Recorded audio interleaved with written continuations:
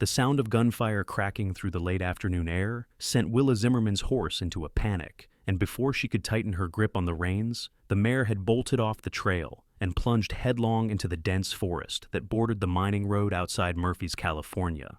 Willa held on with everything she had, branches whipping past her face as the terrified animal crashed through undergrowth and leaped over fallen logs, carrying her deeper and deeper into wilderness she had never seen before.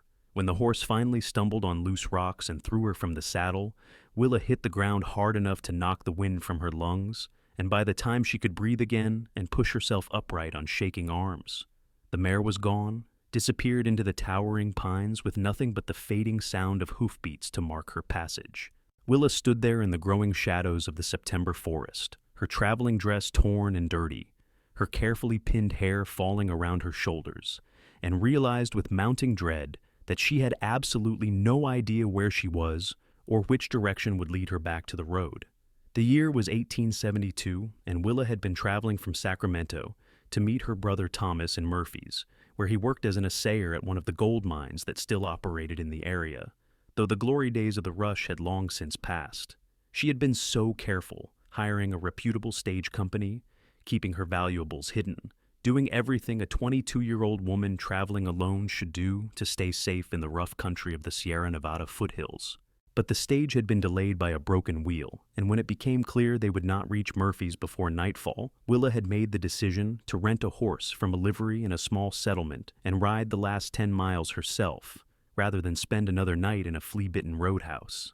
It had seemed like a reasonable choice at the time, with several hours of daylight remaining and a well-traveled road ahead. The gunshots had come from somewhere off to the east, probably hunters or miners settling a dispute, but her rented mare had not waited to find out which.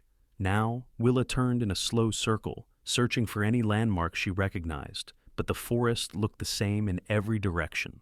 Massive ponderosa pines stretched toward the sky, their trunks wider than she could wrap her arms around, and between them grew thick stands of manzanita and mountain mahogany that blocked her view more than a few dozen yards in any direction. The ground was carpeted with pine needles and broken only by occasional granite outcroppings that thrust up through the soil like the bones of the earth itself. She could hear water running somewhere nearby, which meant a creek, but she did not know if following it would lead her towards civilization or deeper into the mountains. The sun was already dropping toward the western horizon, and she knew with absolute certainty that she did not want to be out here after dark. Willa chose a direction that felt right, or at least felt no more wrong than any other, and started walking. She called out several times, hoping someone might hear her, but her voice seemed to die in the thick forest air, swallowed by the immensity of the wilderness around her. Her boots, designed for city streets and not for hiking through rough country, began to pinch and rub almost immediately.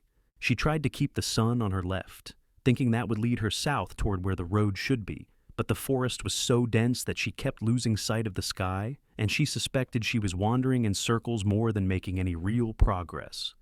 When she stumbled over a root and nearly fell, she forced herself to slow down and move more carefully, because a twisted ankle out here would transform a dangerous situation into a deadly one. Time moved strangely in the forest. What felt like an hour might have been only 20 minutes, or might have been 2 hours for all Willa could tell. Her throat grew dry, and she regretted not trying harder to find that creek she had heard earlier. The temperature was dropping as the sun sank lower, and she realized she was going to be cold once night fell. Her traveling outfit, a practical wool dress in deep green with a fitted jacket, would provide some warmth, but not enough for a night spent outdoors in the mountains. She had no food, no water, no matches to start a fire, no blanket, nothing that would help her survive. All of her belongings had been in the saddlebags on the horse, including the small derringer her brother had sent her for protection and the thick shawl she had packed for cool evenings. When the light finally faded to the point where Willa could no longer see clearly enough to walk safely, she was forced to admit that she was going to spend the night in the forest, whether she wanted to or not. She found a spot at the base of an enormous pine where the ground was relatively flat, and the thick trunk would provide some shelter from the wind. She gathered handfuls of pine needles to create a slightly softer place to sit, then settled down with her back against the tree and her arms wrapped around herself for warmth.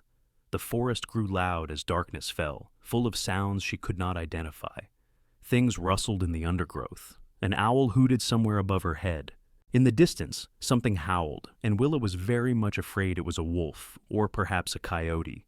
She had never felt so alone in her entire life. Back in Murphy's, just as the last light was fading from the sky, a tall man with sun-weathered skin and dark hair stood outside the stage depot and frowned at the empty road. Gideon Vance had received a telegram from Thomas Zimmerman 3 days earlier, asking if he would mind meeting Thomas's sister when she arrived and escorting her to the house Thomas had recently rented on the edge of town.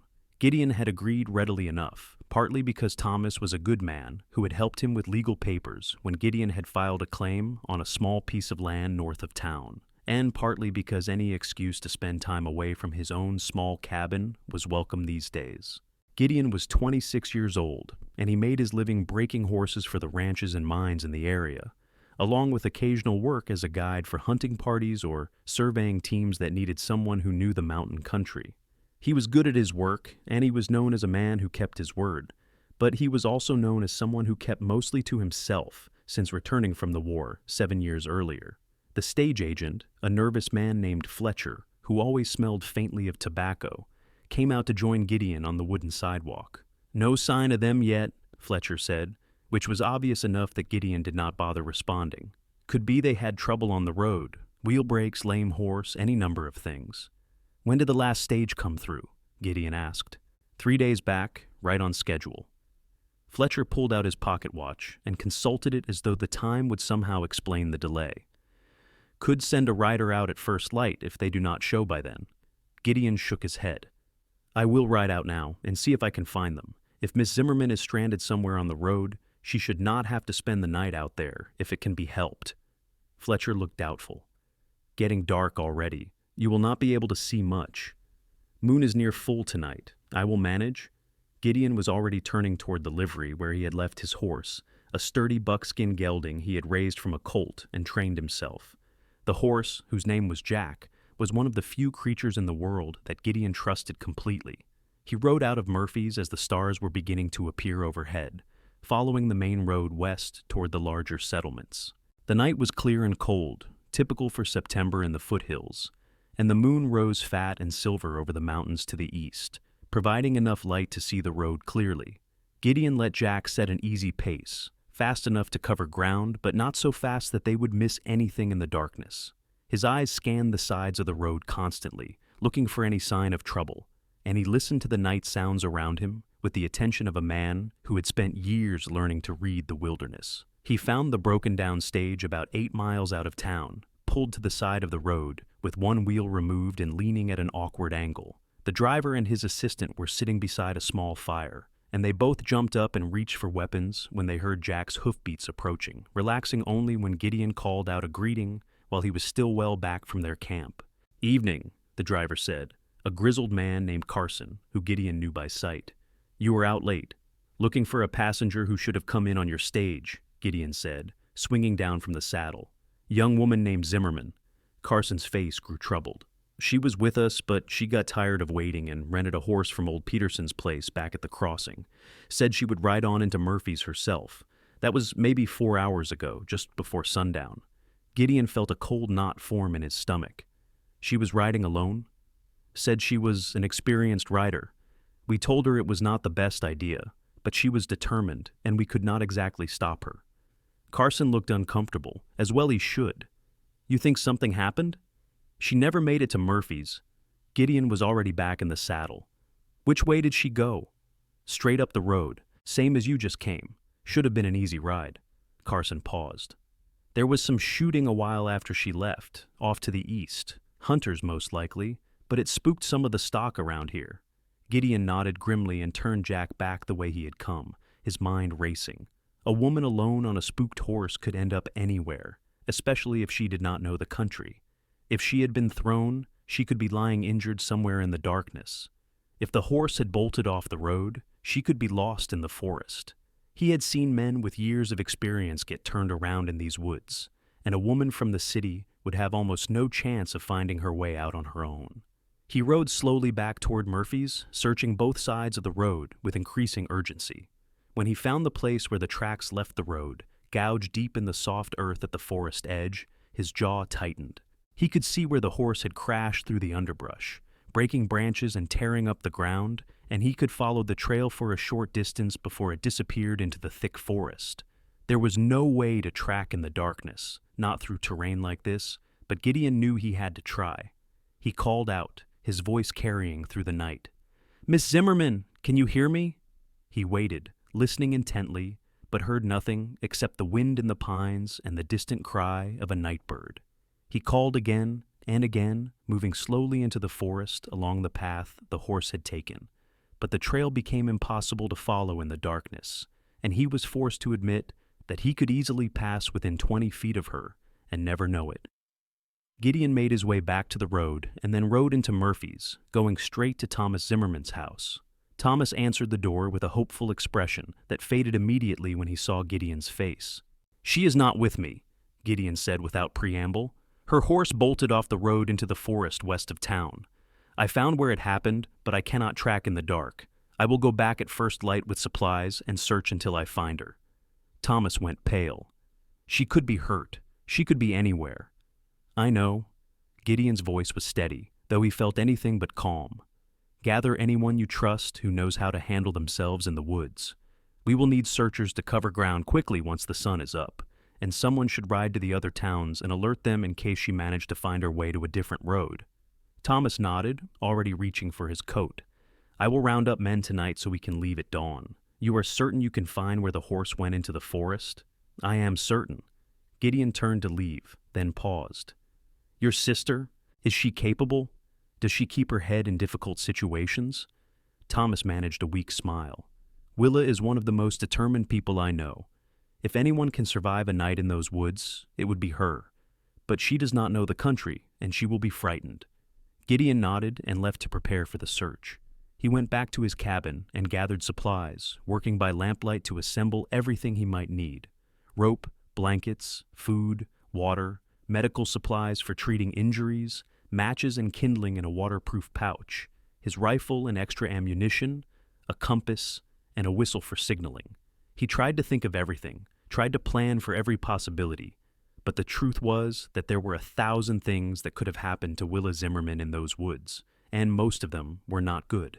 He did not sleep that night, though he lay down on his bed for a few hours and closed his eyes. His mind kept conjuring images of a woman, lost and alone in the darkness, cold and frightened, possibly injured.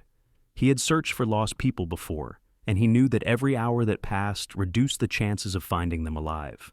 The forest was beautiful, but unforgiving, especially to those who did not know its dangers. There were cliffs hidden by underbrush, mountain lions that hunted at night, old mine shafts that could swallow a person whole, and the ever-present risk of simply dying from exposure when the temperature dropped.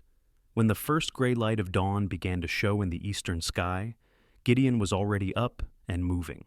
He met Thomas and 6 other men at the edge of town, all of them mounted and equipped for a long search. Thomas introduced them quickly: his supervisor from the mine, 2 ranch hands from a spread north of town, a blacksmith, a shopkeeper who had been a cavalry scout during the war, and a young deputy who looked eager to prove himself. They were a good group, capable men who would not panic or give up easily. Gideon laid out the plan. "We will start where the horse went into the forest and spread out from there in a search pattern. Stay within shouting distance of the person on either side of you, and keep your eyes open for any sign of tracks, broken branches, pieces of clothing, anything that might show which way she went. Call out regularly in case she can hear us. If you find her, fire 3 shots in the air and stay put until the rest of us reach you." They rode out in the pale dawn light, and Gideon led them to the place where he had found the tracks the night before.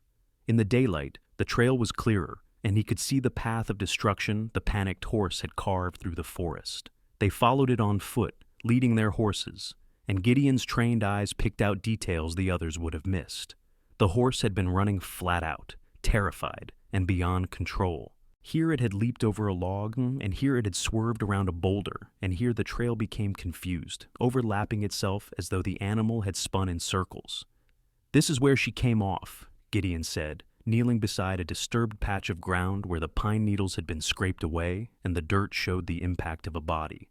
He could see where she had lain for a moment, then pushed herself up, then stood.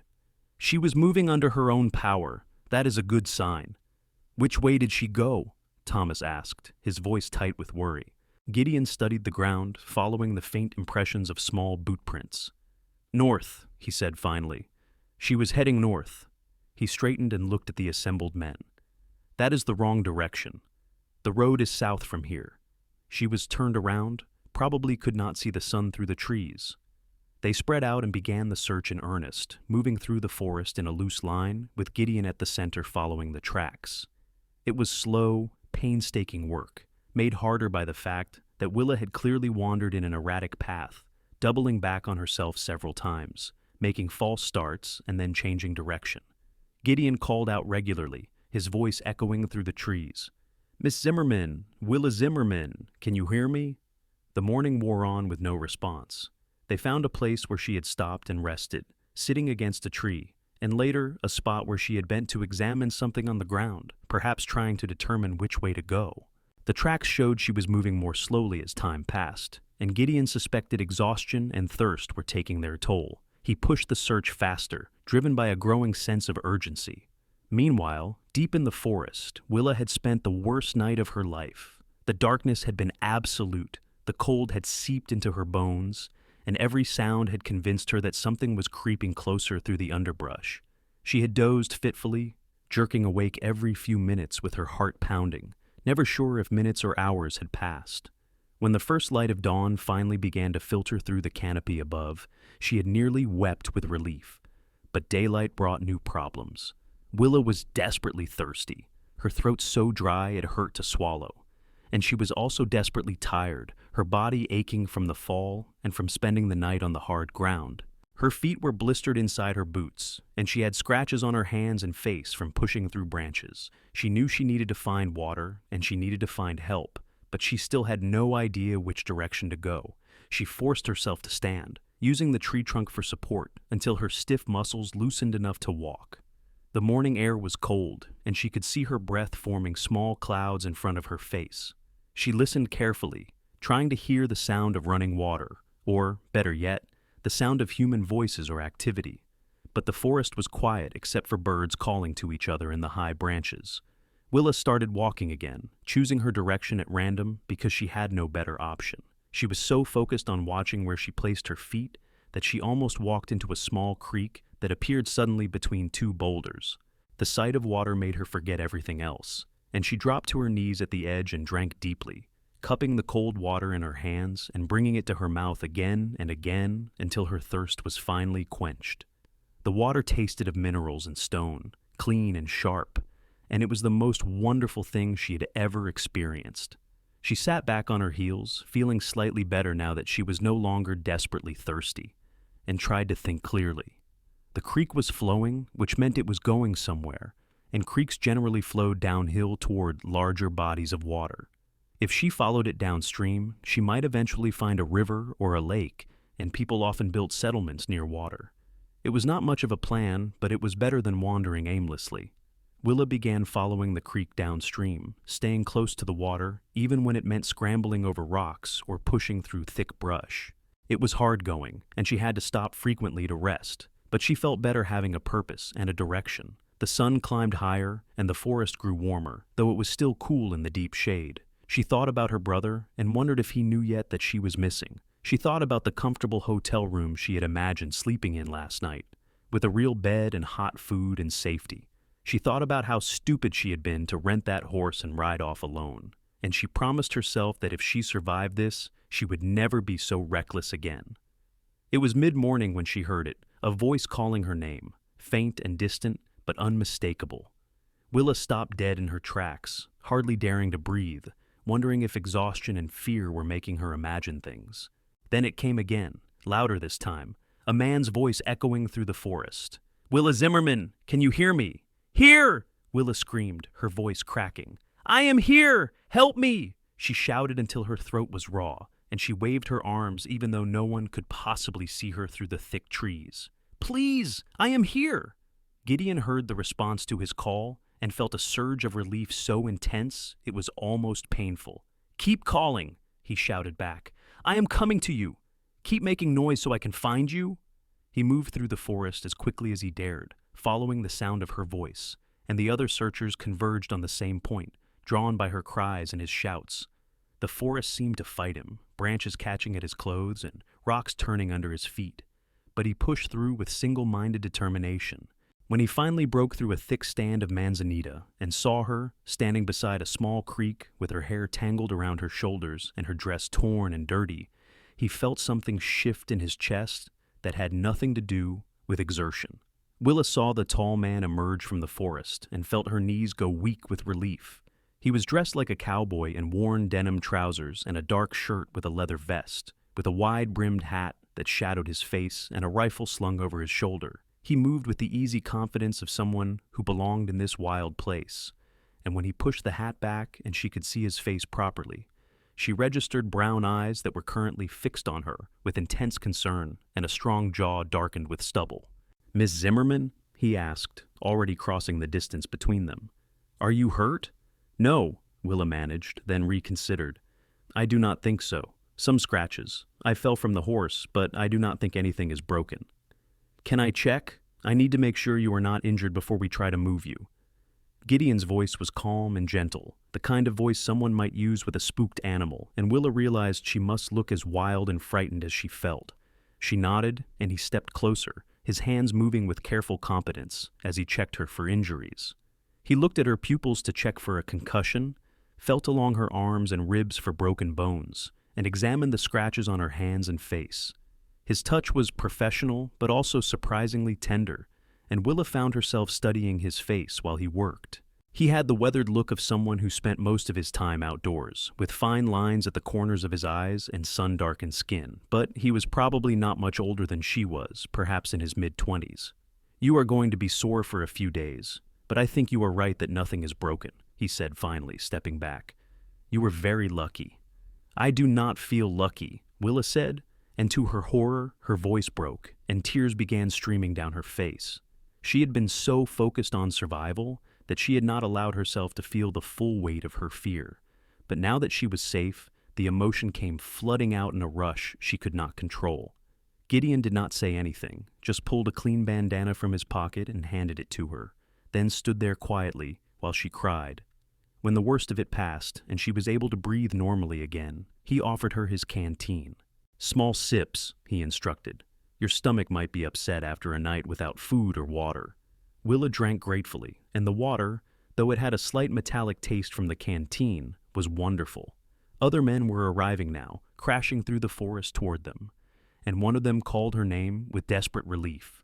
"Thomas!" Willa felt fresh tears spring to her eyes as her brother emerged from the trees and ran to her, pulling her into a fierce hug. "Thank God," Thomas said, his voice muffled against her hair. "Thank God you are all right. We were so worried." The other searchers gathered around, all of them looking relieved, and there was a general commotion as everyone talked at once and Thomas checked his sister over himself, despite Gideon's assurances that she was unharmed. Gideon stepped back and let them have their reunion, but his eyes never left Willa's face. He was struck by how composed she was, despite her ordeal, and how she managed to smile and reassure Thomas, even though she was clearly exhausted and still shaken. "We should get her back to town," Gideon said finally. "She needs food and rest and a warm bed." Thomas nodded agreement. "Can you ride, or should we rig a travois?" "I can ride," Willa said quickly, though the thought of getting on a horse again made her stomach clench with anxiety. She would not show weakness in front of all these men who had come searching for her, and she certainly would not let them drag her back to town like an invalid. Gideon saw the flash of fear in her eyes, despite her brave words. "You can ride with me if you prefer," he offered. "Jack is steady and calm, and you will not have to worry about controlling him. I will do that." Willa wanted to refuse out of pride, but the truth was that the thought of riding alone terrified her, and the tall cowboy's quiet confidence was reassuring. "Thank you," she said. "That would be appreciated." They made their way back through the forest to where the horses were waiting, and Gideon helped Willa up into the saddle before swinging up behind her. She was acutely aware of his presence at her back, solid and warm, and of his arms on either side of her as he held the reins. The position was far too intimate for propriety, but no one seemed to think anything of it under the circumstances, and Willa was too tired to care much about appearances. The ride back to Murphy's took over an hour, following game trails and then the main road, and Willa found herself relaxing despite her exhaustion. Gideon's body blocked the wind, and the gentle rocking motion of the horse's gait was almost soothing. She caught herself starting to doze off several times, jerking awake when her head began to nod forward. "It is all right," Gideon said quietly, his voice close to her ear. "You can sleep if you need to. I will not let you fall." "I do not even know your name," Willa murmured. "Gideon Vance." "Thank you for finding me, Mr. Vance." "You are welcome, Miss Zimmerman, and you can call me Gideon if you like. Then you should call me Willa." She did drift off after that, too exhausted to fight it anymore, and she woke only when they arrived in Murphy's and the horse stopped moving. Gideon dismounted carefully so as not to disturb her, then reached up to help her down. Her legs were shaky when her feet touched the ground, and she swayed slightly. Without a word, Gideon swept her up into his arms and carried her toward the house Thomas was already unlocking. "I can walk," Willa protested, but without much conviction. "I know," Gideon said, "but there is no need to prove it." Thomas had obviously been living alone, because the house was tidy but spare, with minimal furniture and no decorative touches. He directed Gideon to carry Willa to the bedroom, which at least had a real bed with a mattress and blankets. Gideon set her down gently, then stepped back. "Get some rest," he said. "You have been through an ordeal." "Will you stay?" Willa asked, then immediately felt embarrassed by the question. "I mean, I should like to thank you properly once I am more myself." Something softened in Gideon's expression. "I will come back tomorrow to check on you, if that is all right." "I would like that."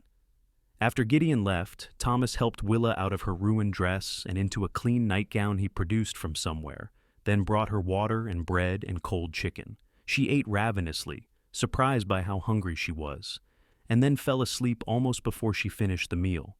She slept through the rest of that day, and all through the night, her body finally able to rest now that she was safe. When Willa woke the next morning, sunlight was streaming through the window, and she could hear Thomas moving around in the other room. Her body ached in about a dozen different places, and when she looked in the small mirror that hung on the wall, she was appalled by her appearance. Her face was scratched and bruised, her hair was a tangled mess, and her eyes were still shadowed with exhaustion. She spent a good hour making herself presentable, washing carefully and brushing out her hair until it fell in smooth waves down her back, and by the time Thomas knocked on the door to check on her, she was dressed in the spare traveling outfit she kept in her trunk. "How are you feeling?" Thomas asked, looking her over with brotherly concern. "Sore, but well enough," Willa said. "Thomas, I am so sorry for the trouble I caused. If I had just waited with the stage instead of being impatient—" "Stop," Thomas interrupted. "What matters is that you are safe. Everything else we can deal with." He paused. "Gideon is outside. He brought some supplies and wanted to make sure you were recovering well." Willa's heart did an odd little skip. "I will come out and speak with him." She found Gideon standing on the small porch, hat in hand, looking out at the street. He turned when he heard the door open, and something in his expression shifted when he saw her. "You look much better," he said, and there was warmth in his voice that had not been there yesterday during the urgency of the rescue. "I feel much better thanks to you." Willa stepped out onto the porch, closing the door behind her to give them a bit of privacy. "I do not know how to properly thank you for what you did. You saved my life." "I did what anyone would have done." Gideon shifted his weight, looking uncomfortable with her gratitude. "That is not true, and you know it." Willa moved closer, and in the clear morning light, she could see his face properly for the first time. He really was quite handsome in a rough, weathered way, with intelligent eyes and a mouth that looked like it did not smile often enough. "You spent the entire night preparing for the search, and you tracked me through impossible terrain. Thomas told me you were the only one who could have followed my trail through the forest, so please accept my thanks." "All right," Gideon said, and he did smile then, just a little. "You are welcome." They stood there for a moment, neither quite sure what to say next, and Willa found herself very aware of how close they were standing and how her pulse had quickened. It was absurd, she told herself. She had just met this man yesterday, and half of that meeting she had been too exhausted and frightened to even see him clearly. But there was something about him, something steady and genuine, that drew her in a way she could not quite explain. "Will you be staying in Murphy's?" Gideon asked finally. "Yes, at least for a while. Thomas has been trying to convince me to move here permanently, And after my adventures in Sacramento, I am beginning to think small-town life might suit me better." She smiled. "Assuming I can avoid getting lost in any more forests." "I could show you around," Gideon offered, then looked surprised at himself for making the suggestion. "I mean, if you would like to learn the area. So, you know where things are and where not to go." "I would like that very much," Willa said, and meant it. Over the next several weeks, Gideon became a regular presence in Willa's life. He came by the house almost every day, sometimes with legitimate errands like bringing fresh meat or checking on repairs Thomas needed done, and sometimes with no excuse at all, except that he wanted to see her. He took her on careful rides through the countryside around Murphy's, showing her the safe trails and the dangerous areas, teaching her how to read landmarks and navigate by the sun. He taught her which plants were edible and which were poisonous, where to find water, how to build a fire with damp wood, and 100 other small skills that could mean the difference between life and death in the wilderness. But more than that, they talked. Gideon, who Thomas said was known for being quiet and solitary, opened up to Willa in ways that surprised them both.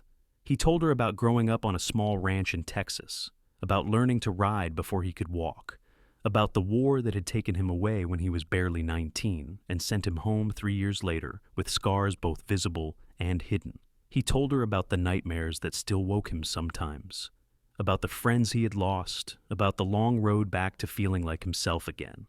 Willa, in turn, told him about her life in Sacramento, about working as a seamstress to support herself after their parents died, about the loneliness of city life and the constant struggle to make ends meet. She told him about her dreams of having a home of her own someday, a place where she could put down roots and build something lasting. She told him things she had never told anyone, and he listened with an attention that made her feel truly seen for the first time in years. They were falling in love, though neither said it aloud at first. It was there in the way Gideon's face lit up when he saw her, in the way Willa found herself thinking about him at odd moments throughout the day, in the comfortable silences that grew between them as they rode side by side through the golden hills. It was there in the way he adjusted his stride to match hers when they walked, and in the way she unconsciously leaned toward him when they sat together on the porch in the evening. Thomas watched the developing romance with approval. He had known Gideon for over a year, and he had never seen the quiet cowboy so animated or so happy. He had also never seen his sister look so content, and he told himself that if things continued in this direction, he would be gaining a brother, as well as giving up his role as Willa's primary protector. But not everything in Murphy's was peaceful. The town was rough and growing rougher as the gold played out and desperate men turned to desperate measures. There were frequent fights in the saloons, claim disputes that sometimes turned violent, and a general sense that the law was barely holding against the chaos. The deputy who had helped with the search was a good man, but young and sometimes overwhelmed, and the circuit judge only came through once a month if they were lucky. One evening in late October, about 6 weeks after Willa's arrival in Murphy's, trouble came directly to their door. Gideon and Willa were sitting on the porch, wrapped in blankets against the evening chill and talking quietly, when 3 men rode up the street and stopped in front of the house. They were rough-looking, unshaven and hard-eyed, and even in the dim light, Willa could see that they were armed. Gideon stood immediately, his hand moving to the pistol he wore at his hip. "Evening," he said, his voice carefully neutral. "Something I can help you with?" The leader of the group, a heavy-set man with a scar running down one cheek, leaned forward in his saddle. "Looking for Thomas Zimmerman. Heard he lives here." "What do you want with him?" Gideon asked. "That is between us and him." The man's eyes moved to Willa, and his expression grew unpleasant. "That his sister? The one who got lost in the woods? Pretty thing." "I suggest you state your business and move along," Gideon said. And though his voice remained level, there was an edge to it that made the temperature seem to drop several degrees. Before the situation could escalate further, Thomas came out onto the porch, alerted by the voices. He took one look at the 3 men, and his face went tight. "Collins, I thought I made it clear that I have nothing to say to you." "You made a lot of things clear," Collins said. "Like the fact that you will not reconsider your assessment of our claim. Like the fact that you told the bank there is no gold on our property worth investing in. Like the fact that you are standing between us and our livelihood." "I gave you an honest assessment based on the samples you brought me," Thomas said firmly. "If you do not like the results, you can pay another assayer to check my work. Maybe we will just change your mind instead." Colin's hand moved toward his gun. Everything happened very fast after that. Gideon drew his pistol with a speed that shocked Willa, and suddenly the evening air was thick with tension as four armed men faced each other in the gathering darkness. But Gideon did not point his weapon at anyone. He simply held it ready and stood between the mounted men and the porch where Willa and Thomas stood. "Nobody needs to die tonight over a disagreement," Gideon said quietly. "But if you draw on any of us, I promise you will not ride away from here." There was a long moment where Willa was certain shots would be fired and blood would be spilled, but finally Colin spat onto the ground and turned his horse away. "This is not over, Zimmerman," he called back. "You have not heard the last of us." The three men rode off into the darkness, and Gideon did not holster his pistol until they were completely out of sight. Then he turned to Thomas. "What was that about?" Thomas sighed and ran a hand through his hair. "They brought me samples from a claim they want to develop. Wanted me to verify that there was significant gold content so they could get a loan from the bank. But the samples were salted, had gold dust mixed in that clearly came from somewhere else. I told them I could not certify them as legitimate, and they threatened me. I reported it to the deputy, but without proof beyond my word, there was not much he could do." "They will be back," Gideon said grimly. "Men like that do not give up when they think they have been wronged, whether they are in the right or not." "I know." Thomas looked at his sister. "Maybe you should go back to Sacramento for a while, just until this settles down." "Absolutely not," Willa said firmly. "I am not leaving you to deal with this alone, and I am not running away every time things get difficult." "She can stay at my place," Gideon said suddenly. "It is outside of town, isolated, and no one knows exactly where it is unless I show them. They would not think to look for her there. And even if they did, I can defend it better than this house in the middle of town." Thomas looked uncertain. "Gideon, that is generous, but I cannot ask you to put yourself at risk for our problems." "You are not asking, I am offering." Gideon's eyes met Willa's. "If you are willing." Willa knew what he was really asking and what it would mean if she agreed. A young unmarried woman staying at an unmarried man's cabin, even with her brother's knowledge and approval, would cause talk. People would make assumptions about their relationship and about her character. But she also knew that she trusted Gideon completely, and that she would rather face gossip than let him face danger alone while she hid somewhere safe. "I am willing," she said. They made the move that very night, with Willa packing a small bag of essentials and Gideon helping her onto Jack's back for the ride to his cabin. Thomas stayed behind, refusing to be driven from his own home by threats, but he made Gideon promise to keep Willa safe and to send word immediately if there was any trouble. The ride to Gideon's cabin took about 40 minutes, following a narrow trail that wound through the foothills north of town. The moon was bright enough to see by, and Willa found the nighttime ride less frightening than she might have expected, perhaps because she was not alone this time. She sat in front of Gideon in the saddle, his arms around her as he controlled the horse, and she let herself enjoy the closeness and the strength of his body against her back. The cabin, when they reached it, was small but well built, sitting in a clearing surrounded by pines with a view down into the valley. There was a corral for the horses, a small barn, and a well with a hand pump. Inside, the cabin was just one large room, with a fireplace at one end, a bed in the corner, a table and chairs, and various supplies neatly organized on shelves. It was a man's space, practical and undecorated, but it was clean and solid, and it felt safe. "I will sleep in the barn," Gideon said, as he lit a lamp and set it on the table. "You take the bed." "Gideon, I cannot take your bed. This is your home. And you are my guest," he smiled at her. "Besides, I have slept in worse places than a hayloft. It will not hurt me for a few nights." "A few nights?" Willa asked. "You think this will be resolved that quickly?" "I hope so. But however long it takes, you will be safe here."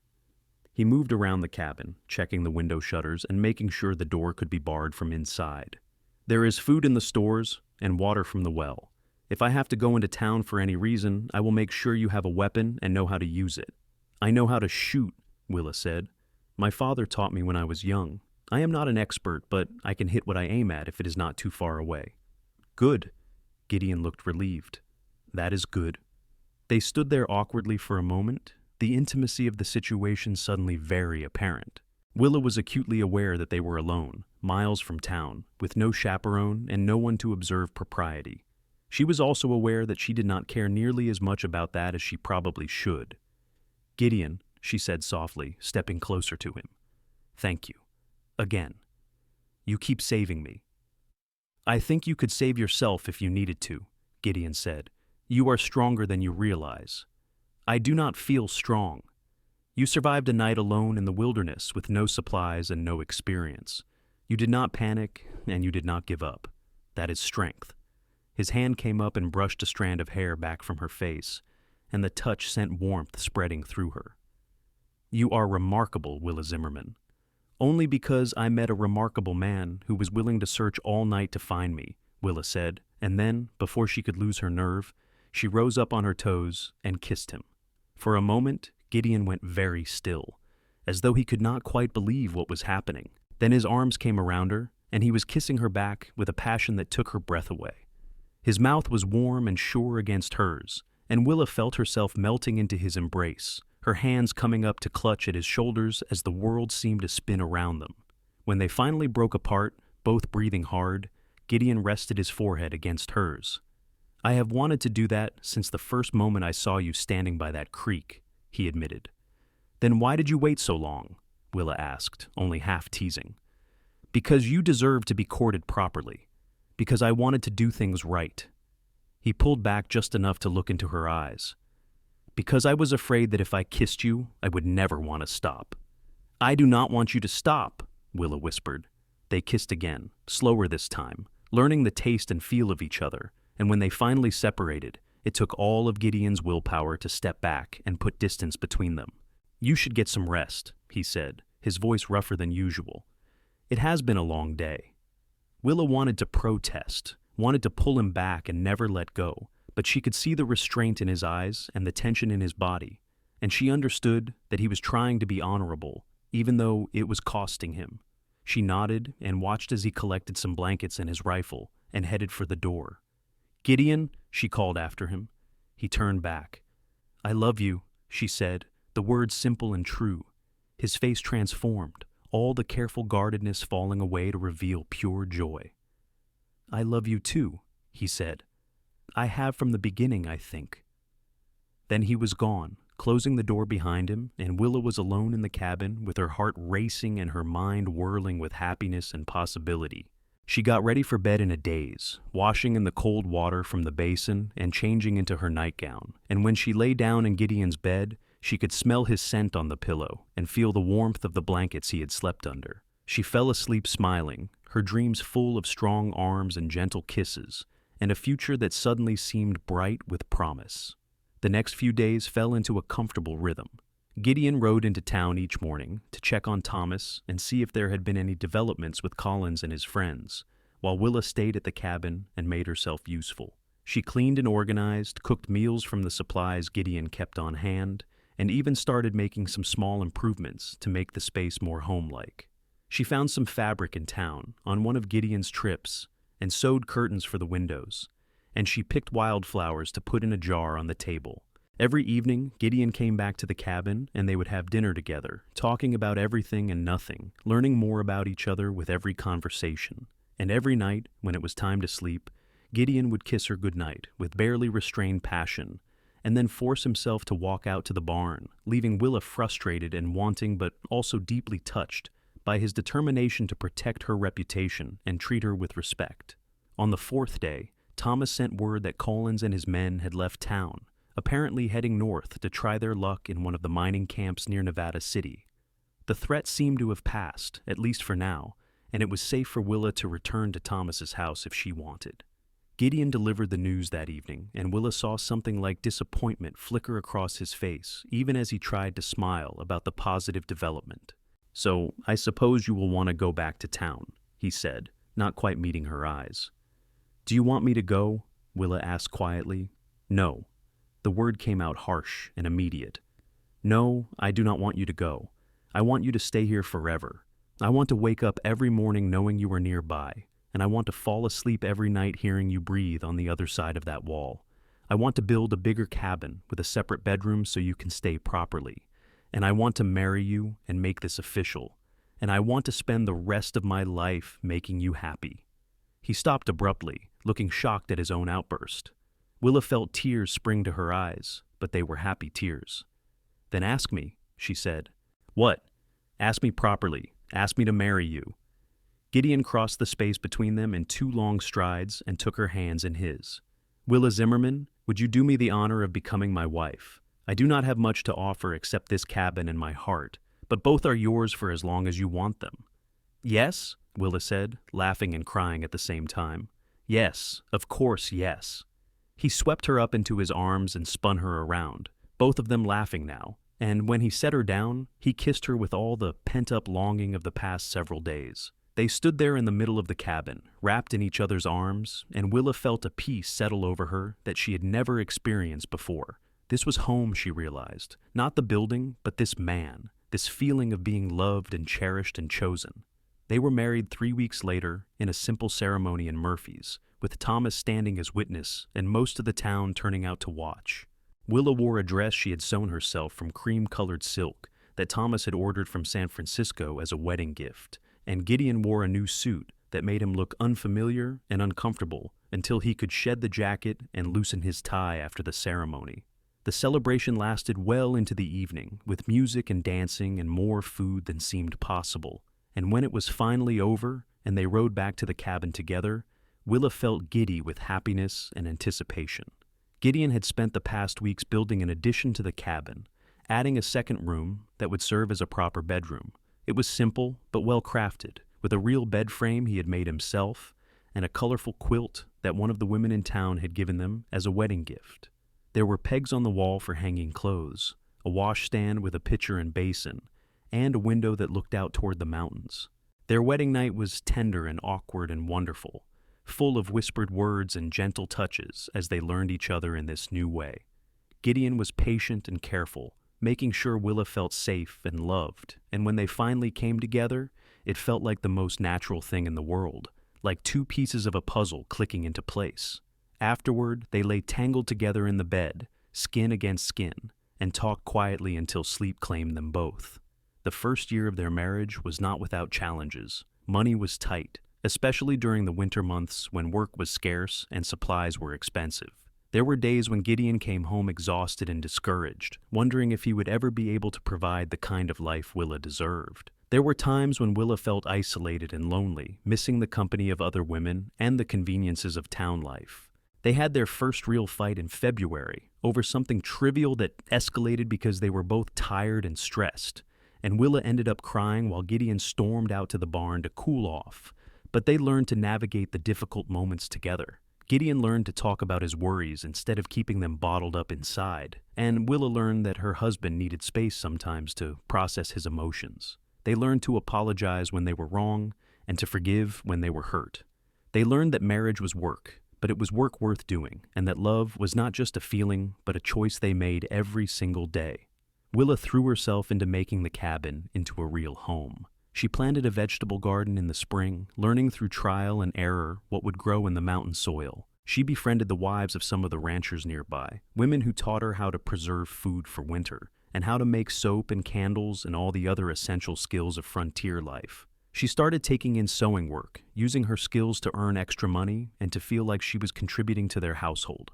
Gideon expanded his horse training operation, building a larger corral and taking on more clients. His reputation grew, and people came from miles around to have him work with their difficult horses. He also hired on occasionally as a guide, leading hunting parties or survey teams into the mountains, work that paid well but took him away from home for days at a time. Those separations were hard on both of them, but they made the reunions all the sweeter. In the fall of their first year together, Willa discovered she was pregnant. She told Gideon one evening as they sat together on the porch watching the sunset, and the look of pure wonder on his face was something she knew she would remember for the rest of her life. "A baby?" he repeated, as though he could not quite believe it. "We are going to have a baby?" "Yes," Willa confirmed, laughing at his expression. "Next spring, if everything goes well." Gideon pulled her into his arms and held her so tightly she could barely breathe, and when he finally loosened his grip, she could see tears in his eyes. "I am going to be a father," he said wonderingly. "I never thought I would get to be a father." The pregnancy was difficult at times, with morning sickness that lasted well into the afternoon and aches and pains that seemed to multiply as the months passed. But Gideon was attentive and patient, taking over more of the household chores and fussing over Willa in a way that was both endearing and occasionally annoying. He built a cradle in the barn, working on it at night after Willa had gone to sleep, and he read every book about childbirth and infant care that he could get his hands on, determined to be prepared. Their son was born on a warm day in May, after a labor that lasted nearly 20 hours and left Willa exhausted but triumphant. The midwife from town, a capable woman named Mrs. Fletcher, helped deliver the baby, and then declared him healthy and strong before bundling him in a blanket and placing him in Gideon's arms. Gideon looked down at the tiny face, red and scrunched and already wailing lustily, and felt his heart expand in a way he had not known was possible. "He is perfect," he said, his voice choked with emotion. They named him Samuel, after Gideon's father, and called him Sam for short. He was a good baby, healthy and growing fast, and both Gideon and Willa took to parenthood with a joy that surprised them.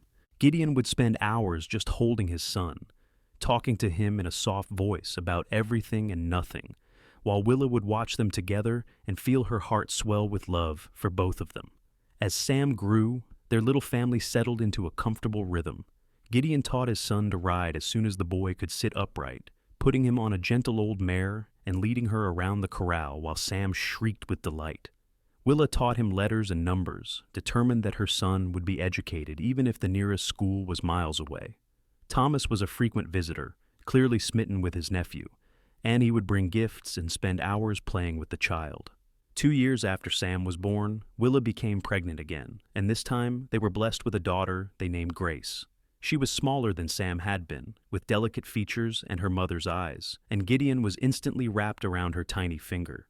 He was gentle with her in a way that was almost comical, terrified of hurting her, and Willa would sometimes find him just sitting beside the cradle, watching the baby sleep, as though she might disappear if he looked away. Life continued in this happy pattern for several more years. The cabin was expanded again to accommodate the growing family, with a second bedroom added for the children. Gideon's business continued to thrive, and they were able to save enough money to buy the land their cabin sat on, making it officially theirs. Willa's garden grew larger and more productive, providing much of their food, and she became known in the area for her sewing skills, with women coming from miles around to have her make dresses for special occasions. Sam grew into a serious, thoughtful boy who loved animals and spent every moment he could in the barn with his father, learning to train horses. Grace was more outgoing and adventurous, always getting into mischief and charming her way out of trouble with a smile. They fought sometimes, as siblings do, but they were also fiercely protective of each other, and Gideon and Willa considered themselves blessed to have such wonderful children. When Sam was 8 and Grace was 6, Thomas married a woman from Sacramento and brought her to live in Murphy's. Her name was Caroline, and she was a teacher who had been hired to start a proper school in town. Willa was delighted to have another woman nearby who could become a friend, and even more delighted when Caroline and Thomas announced they were expecting a baby of their own. The years passed in a blur of work and laughter and love. There were hard times, certainly. Winters that were brutal and summers when the heat seemed unbearable. Years when money was tight and they worried about making ends meet. There was the year when a fire swept through the mountains and they had to fight to save their home, and the year when Gideon was thrown from a horse and broke his arm, leaving Willa to manage everything alone for several weeks. There was the scarlet fever outbreak that nearly took Grace, and the months of terror as they nursed her back to health. But there were far more good times than bad. There were summer evenings sitting on the porch and watching the children play in the yard. There were winter nights huddled around the fireplace, telling stories and roasting chestnuts. There were birthdays and holidays and simple everyday moments that became precious memories. There were quiet conversations in bed late at night and passionate reunions after time apart, and the deep comfort of knowing they would face whatever came together. When Sam was 15, he announced that he wanted to buy some land of his own and start breeding horses, and Gideon helped him find a small parcel adjacent to their property. They worked together to build a cabin and corrals, and within a few years, Sam had a successful operation of his own. He married at 20 to a sweet girl from one of the neighboring ranches, and Gideon and Willa became grandparents before they were even 50 years old. Grace proved to be more independent, resisting all attempts to match her with local boys, and instead announcing at 18 that she wanted to go to San Francisco and study to become a teacher like her Aunt Caroline. It was hard to let her go, but Willa remembered her own need for independence at that age. and she and Gideon supported their daughter's dreams. Grace wrote home regularly, full of stories about city life and her studies, and she visited several times a year, always bringing them presents and news from the wider world. As Gideon and Willa grew older, they found themselves slowing down, content to let Sam take over more of the horse training business while they focused on simpler pleasures. Gideon's hair turned silver at the temples, and lines deepened around Willa's eyes. But to each other, they were still the young people who had fallen in love all those years ago, after a night in the forest and a desperate search at dawn. They spent their days working in the garden, playing with their grandchildren, and sitting together on the porch in the evenings just as they had done when they were first married. They talked about everything and nothing, reminiscing about the early days and marveling at how their lives had turned out.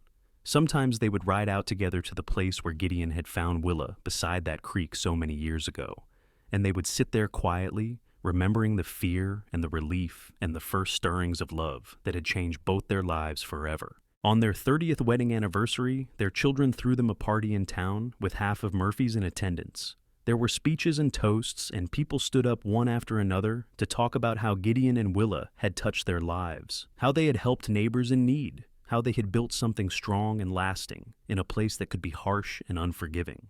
When it was Gideon's turn to speak, he stood with his arm around Willa's waist and looked out at the assembled crowd. "I am not much for speeches," he said, "but I want you all to know that I am the luckiest man alive. 30 years ago, Willa got lost in the forest, and I went searching for her. But the truth is, I was the one who was lost, and she was the one who found me. She gave me a reason to hope again, a reason to believe that I could have a good life after the war. She gave me a home and a family and more love than I ever thought I deserved. So, here is to 30 more years, if God is willing, and to the woman who made my life worth living." There was not a dry eye in the room, and Willa had to wipe tears from her own cheeks before she could respond. "And I want you all to know," she said, her voice strong despite her emotion, "that I married the best man I have ever known. He searched for me until dawn that night, and he has been searching for ways to make me happy every day since. I love you, Gideon Vance, and I always will." They kissed to thunderous applause, and the party continued late into the night with music and dancing and more food than anyone could possibly eat. And when they finally rode home together in the moonlight, sitting side by side in the wagon with a blanket over their knees, they held hands and smiled at each other with the contentment of people who knew they had found exactly what they were looking for. Grace eventually came back to Murphy's after finishing her studies, having discovered that while she loved the city, her heart belonged in the mountains.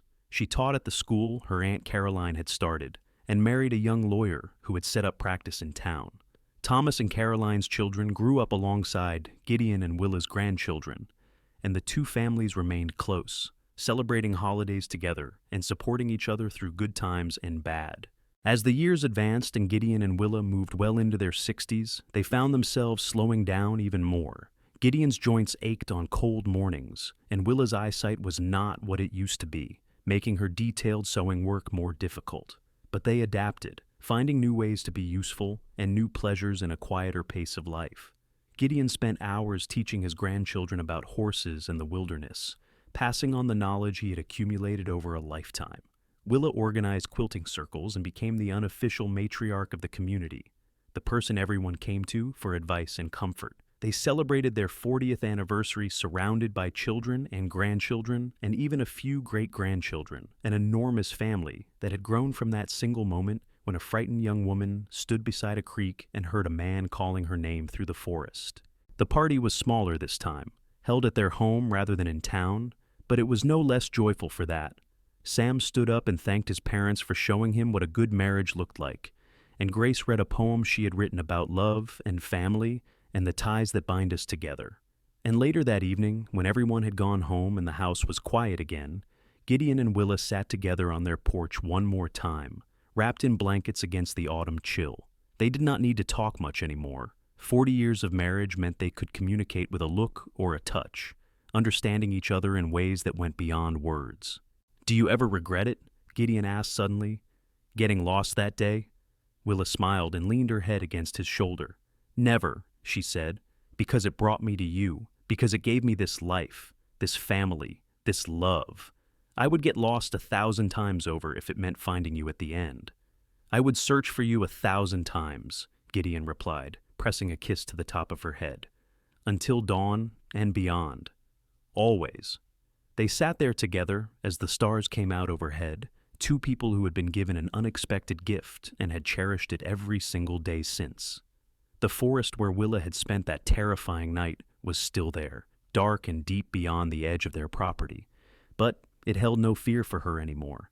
It was simply the place where her story had begun, where a cowboy had searched until dawn and found not just a lost woman, but his future, his heart, his home.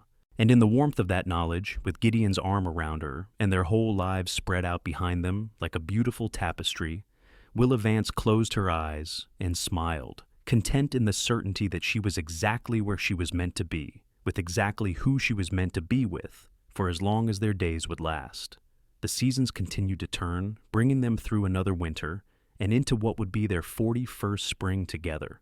The wildflowers bloomed early that year, carpeting the hillsides in gold and purple, and Gideon picked bouquets for Willa, just as he had done when they were courting. They planted the garden together as they always did, Willa directing and Gideon doing the heavy digging, and they talked about all the years they had done this same task, how it never got old because they were doing it together. Their family continued to grow and flourish around them. Sam's horse breeding operation had become one of the most respected in the region, and he had 3 children of his own who were learning the trade.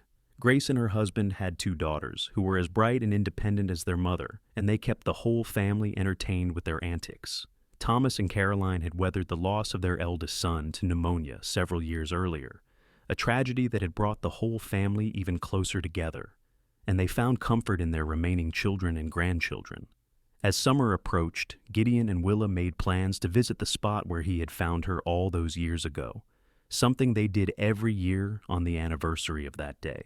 It had become a tradition, a pilgrimage of sorts, a way to honor the moment that had changed their lives. They would ride out together, moving slowly now on gentle horses who understood that their riders were not as strong as they once were, and they would sit by the creek and remember. This year, on a warm June morning, they made that journey one last time. The forest was as beautiful as Willa remembered, perhaps even more so, now that she knew it was not her enemy, but simply a wild place that cared nothing for the small dramas of human life. They found the creek without difficulty, following the sound of running water, and they sat down on the bank in the exact spot where Gideon had first seen Willa standing all those decades ago. "I can still picture you," Gideon said, his voice soft with memory. "Standing right there with your hair all tangled and your dress torn, looking so brave even though you were terrified. I think I knew right then that you were going to be important to me. I was never so happy to see anyone in my entire life," Willa said. "You looked like salvation itself, coming through those trees. My hero." "Our whole life came from this moment," Gideon mused. "If the stage had not broken down, if you had not rented that horse, if the gunshots had not spooked it, if I had not decided to ride out looking for you, if I had not been able to follow your trail, if any one of 100 things had been different, we would never have met. We would never have had all of this." "But they were not different," Willa pointed out. "Everything happened exactly as it was supposed to. We were always meant to find each other, Gideon. I believe that with my whole heart." They sat there for a long time, holding hands and listening to the water and feeling the sun warm on their faces. And when they finally rose to leave, moving stiffly but still moving together, they took one last look at the spot that had brought them together and silently thanked it for the gift it had given them. They rode home slowly, taking their time, and when they arrived back at the cabin, they found their whole family waiting for them. Sam and Grace had organized a surprise gathering, bringing everyone together for a meal and an afternoon of celebration. There was food and laughter and children running everywhere, and Gideon and Willa sat in the midst of it all, like contented monarchs surveying their kingdom. As the sun began to set and people started to drift away to their own homes, Grace came and sat beside her mother on the porch steps. "Tell me again," she said, even though she had heard the story 100 times. "Tell me about the night you got lost and how Dad found you."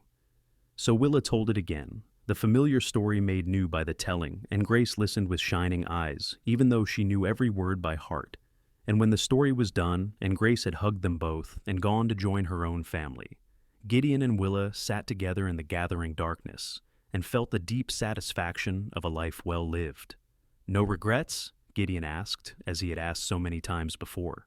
"Not a single one," Willa replied, as she always did. They went to bed that night in each other's arms, as they had done for more than 40 years, and they fell asleep to the sound of the wind in the pines and the distant call of an owl, the same sounds that had filled the forest on that long-ago night when everything had changed.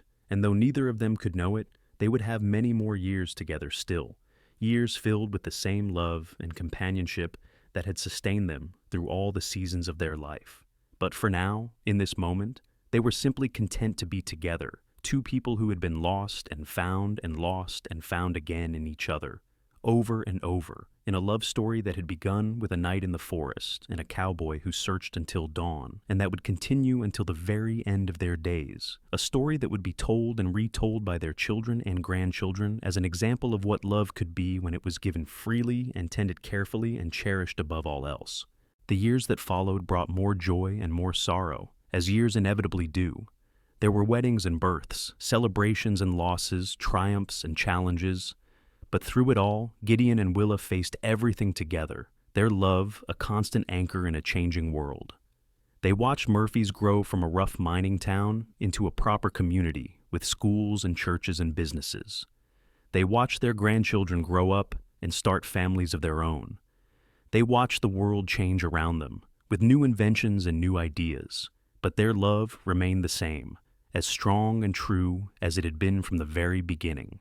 When Gideon passed away peacefully in his sleep at the age of 78, with Willa holding his hand and their children gathered around the bed, his last words were of love and gratitude for the life they had shared. And when Willa followed him 2 years later, having lived just long enough to meet her first great-great-grandchild, she went with a smile on her face and his name on her lips, ready to be reunited with the man who had searched for her until dawn, and then never stopped searching for ways to make her happy for the rest of their lives together. They were buried side by side on a hill overlooking their cabin, with a view of the forest where their story had begun, and the whole community came to pay their respects to a couple who had shown them what real love looked like. The headstone was simple, bearing their names and dates and a single line that Sam had chosen. She was lost, he found her, and they lived happily ever after. And in the years that followed, as their descendants gathered for holidays and anniversaries and other celebrations, someone would always tell the story of how it all began. The story of the night in the forest and the cowboy who searched until dawn. The details might change slightly with each telling, and new generations might add their own interpretations, but the heart of it remained the same. A story of courage and determination and love that conquered fear. A story that reminded them all where they came from and what mattered most in life. The cabin still stood, passed down through the generations and lovingly maintained, and visitors could still see the porch where Gideon and Willa had spent so many evenings together, the garden where they had worked side by side, the bedroom where they had shared their lives. And if you walked into the forest at just the right time of year, on a September evening when the light was fading and the air was cool, you might hear the echo of a voice calling through the trees, searching, searching, always searching, and another voice answering, full of hope and relief and joy, marking the moment when two lost souls found each other and began a journey that would span a lifetime and beyond. This was their legacy, not wealth or fame or great achievements in the eyes of the world, but simply a love that had endured through every challenge, a family that grew strong from their example, and a story that would be told for generations, as proof that sometimes getting lost is exactly what we need to do to find our way home.